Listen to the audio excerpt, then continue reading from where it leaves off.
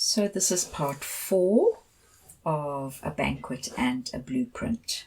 And I ended off last time speaking about the possibility of a really early Passover.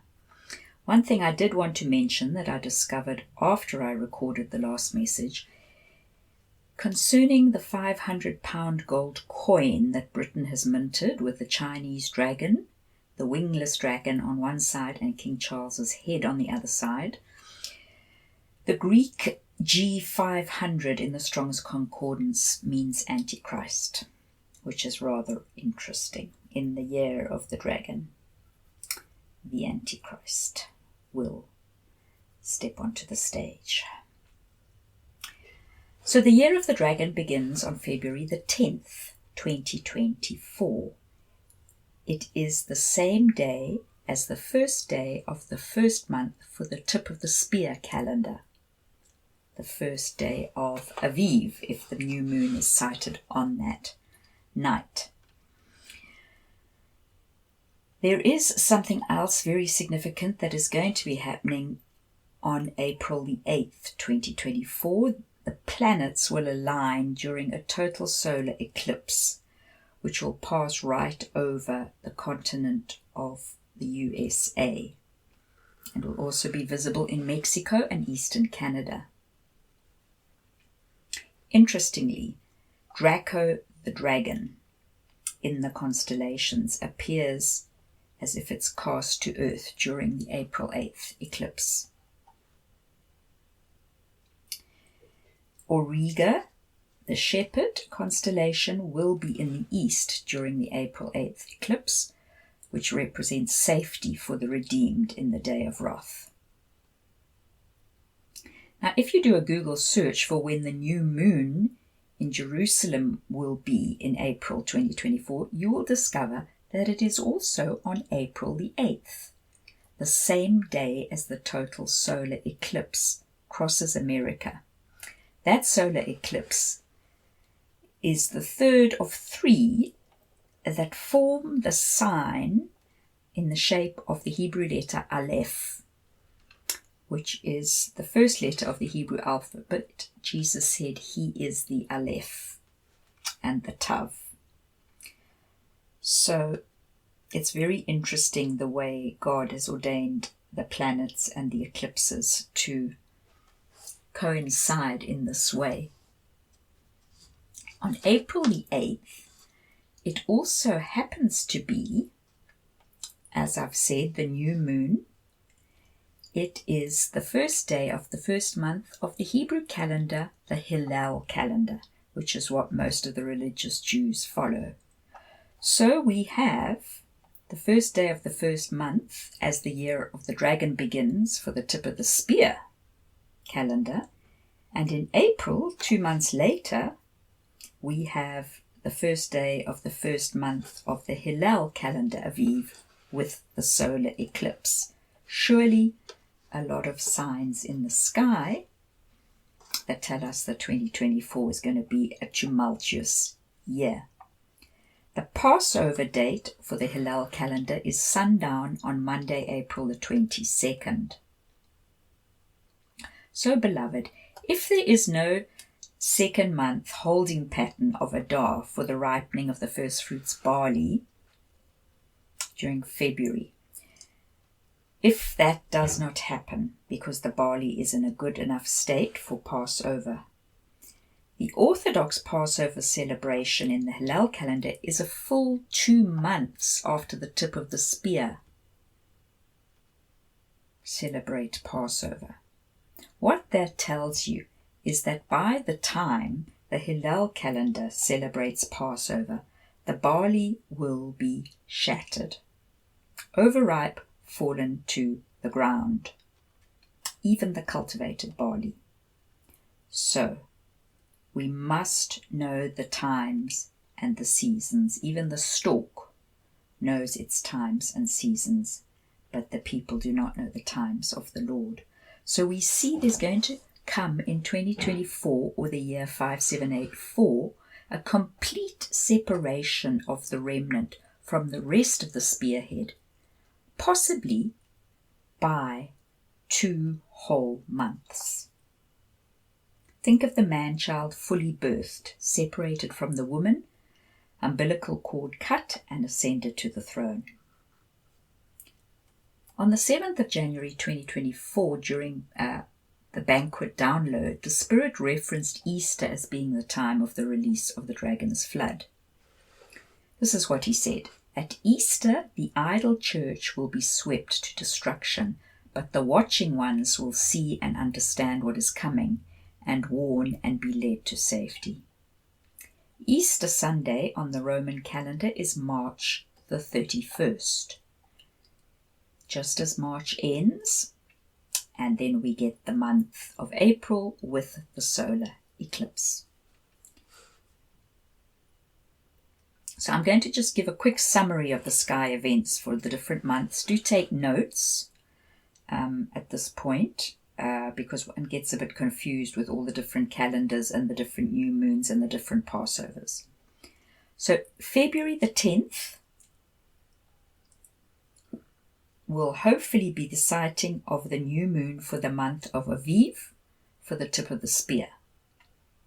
And Passover for the tip of the spear will then be on the 24th of February in the evening. That's the evening of the 14th. It'll be the evening of the 15th of Aviv. March, the 10th of March is the time of the new moon. There is a penumbral lunar eclipse on the 24th of March, which will be seen by Europe, Northeast Asia, much of Australia, much of Africa, North America, South America, the Pacific, Atlantic, and Arctica. So a large percentage of the Earth is going to see that penumbral lunar eclipse on March the 24th. Then on March the 31st, it is Easter in the Roman calendar. April, we have the new moon on the 8th, which will be the start of the month of Aviv or Nisan for the Hillel calendar.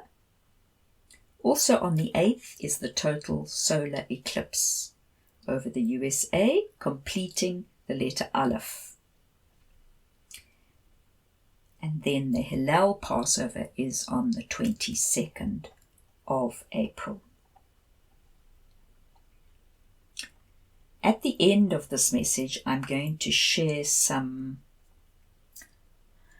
insights I gained by looking on Stellarium as to the positions of the planets and the constellations during the April the 8th eclipse, but I first want to give you other information I've received previously on the month of Adar. Adar is the 12th month of the Hebrew calendar. That's the month when the final loose ends of the previous season are being tied up neatly and all last-minute preparations of the big new season are being put in place. So let's look in detail at the specific things that occurred in the first week of this important month in the Bible. From the 1st to the 3rd of Adar was the 9th plague of darkness in Egypt. On the 5th of Adar, it was Moses' last day of leadership. That is the 17th of January in the early barley ripeness calendar. On the 6th of Adar, which is today in the early barley ripeness calendar, the 18th of January, Moses completed his writing of the Torah. He put the scroll in the ark. He transferred leadership to Joshua, and he released the Deuteronomy 32 Song of Moses and his own personal blessing on the people, Deuteronomy 33. And then on the 7th of Adar, which the anniversary for the tip of the spear is tomorrow, the 19th of January, Moses died on his 120th birthday on Mount Nebo, and God buried him. No one knows where. So we can see that this particular first week of the Hebrew calendar of Adar is extremely pivotal. It's the week of visible separation of the people of darkness from the people of light, and the God of light demonstrates who are his during the plague of darkness. In Egypt, it was the beginning of a new season where Moses would never see the face of Pharaoh again. The recording of all God had spoken in the preparation season was completed and archived in the ark. God's spoken words to Moses in the tent of meeting were engraved in written form to testify against an apostate people in later years.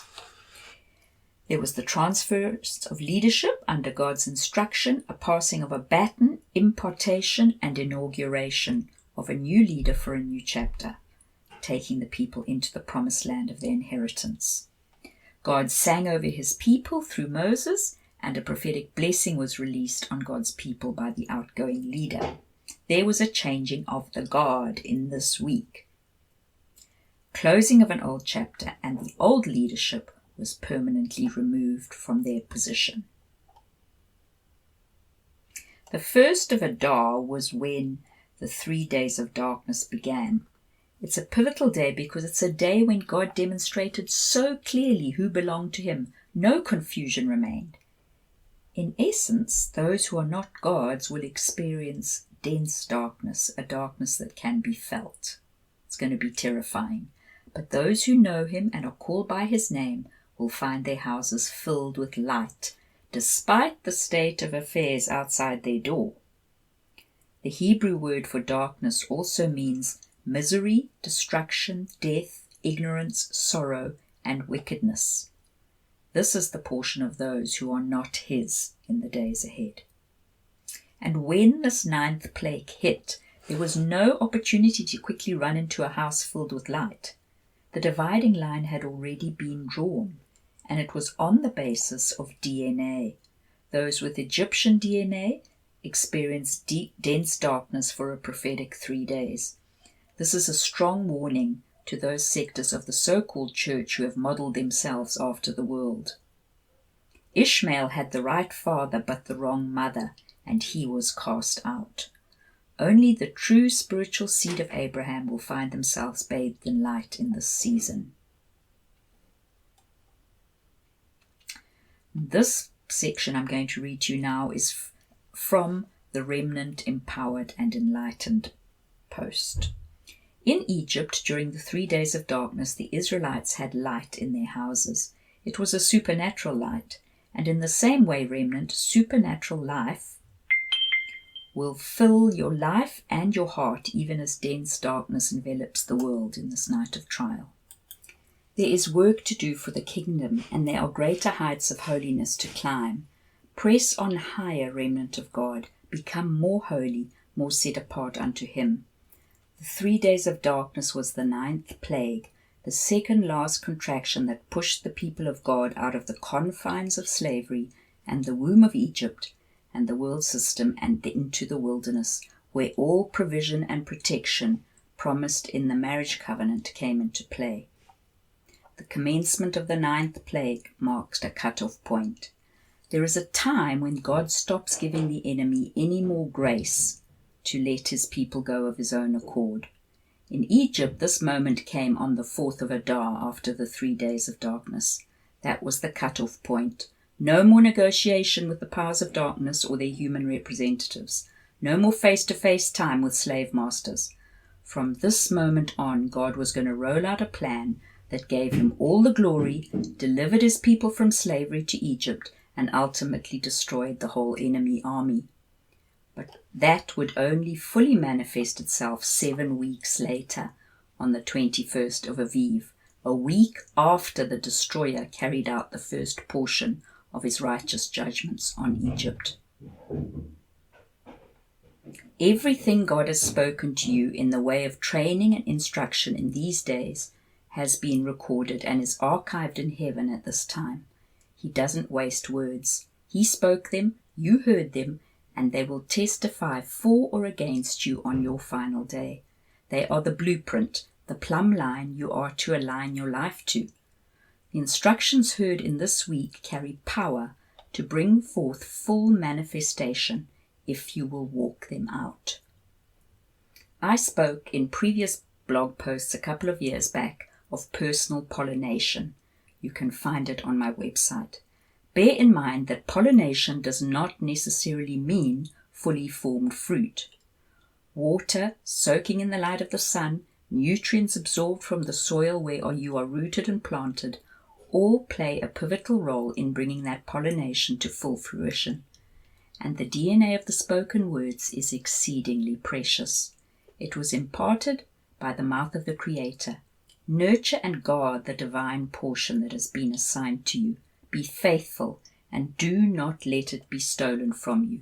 Bring it forth fully formed in its appointed season for the praise of His glory.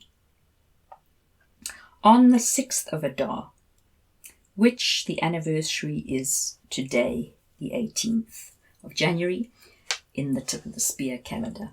After commissioning Joshua, Moses wrote down the words of the song that God had dictated to him. Then he taught it to the Israelites. And God says something very specific. Deuteronomy 32 verse 2.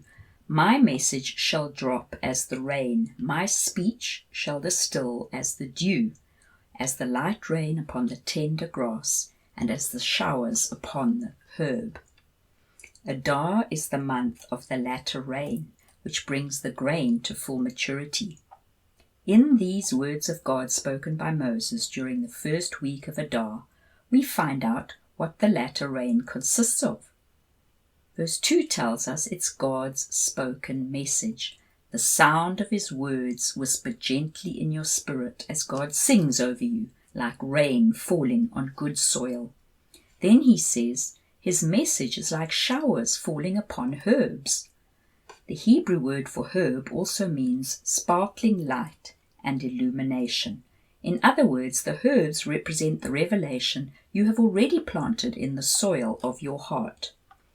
God is going to water those revelations and add to them.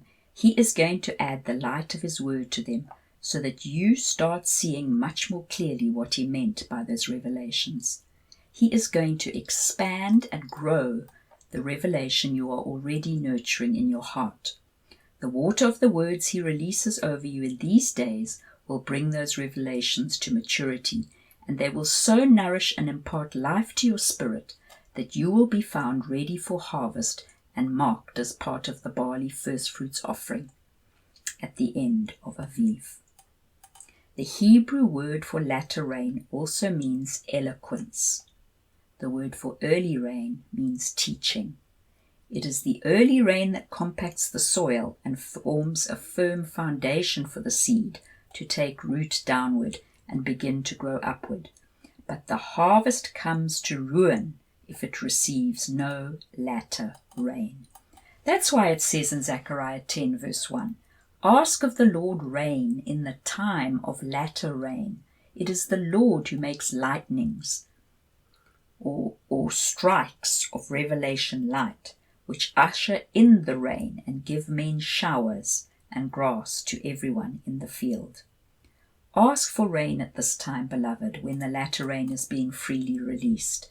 There is a portion of latter rain for you. Soak it all in, every word He speaks to your heart. Not only did God sing over His people through Moses, but Moses also released a second sound, a prophetic blessing on the tribes as he bid them goodbye on Adar the 6th. There is a prophetic blessing released by the old leadership over the remnant that is going to cross over and possess the land of promise. It is the second portion of sound impartation released over the people that day. The first portion is the word of God the Father over the people. The second is the word of a father and a shepherd appointed by God over the sheep under his care. It is a creative word, a word calling forth that which has not yet become manifest, to be brought forth in the future. It is the seed of a word sown into hearts that will only bring forth the full fruit of it in a future season. Every time I hear the word Adar, I see a gem being set in place. Well, I discovered why this morning. The 23rd of Adar is the day that Moses commenced the consecration of the priesthood for the tabernacle in the wilderness. You can find it in Leviticus 8 and 9. And I discovered that the word consecration in Hebrew is milu, M-I-L-L-U, which means the setting of a gem. or ordination of a priesthood. So we know that God's priests are his gems, and when he sets them in place in their function within the end-time tabernacle of David that he's raising up, this is the consecration.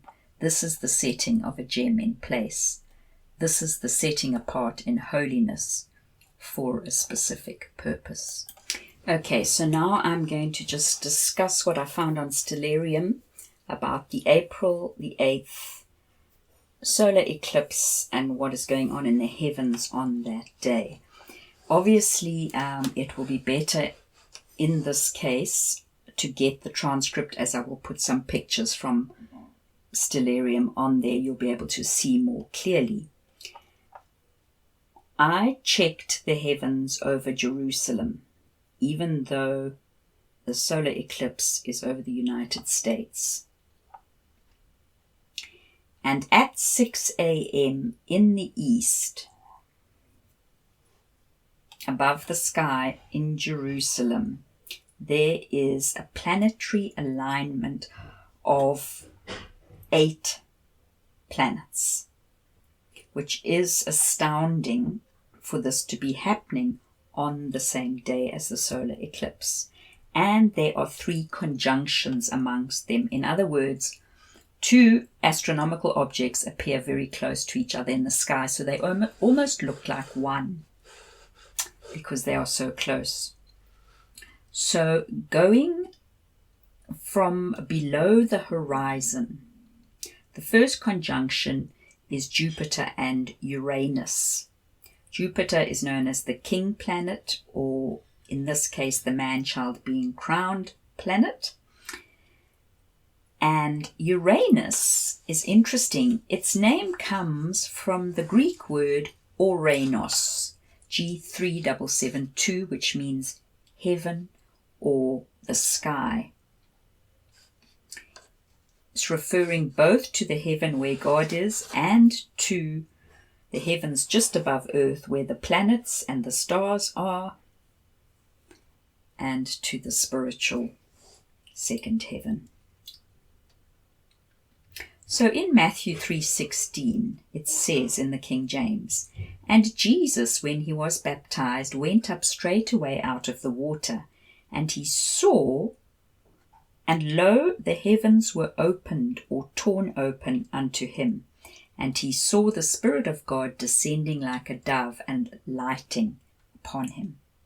Now, other translations, and the Amplified as well, seem to portray it as being John seeing the heavens opened. But when you go back to the King James and the original language, it actually says that the heavens were opened to Jesus, and Jesus saw the Spirit of God descending like a dove and lighting upon him. So when we have the conjunction of Jupiter and Uranus, we see there's an allusion to the original man-child Jesus, King Jesus, being openly acknowledged by God, and there is an opening of the heavens to him, and he sees in the spiritual realm the outpouring of the Spirit of God in the form of a dove, and the outpouring is for him. Now, John's eyes were also open to see it, but not the other people around. And then verse 17 says, "A voice from heaven was heard." So this very same heaven, this Ouranos, from which Uranus planet is named, the voice said, "This is my beloved Son, in whom I am well pleased." So I've said to you often before, this is an example of the adoption of the Son, or the setting in place, or the open acknowledgement of the genealogy of the Son. The Father is confirming that this is indeed his Son, and therefore he's opening the heavens to him.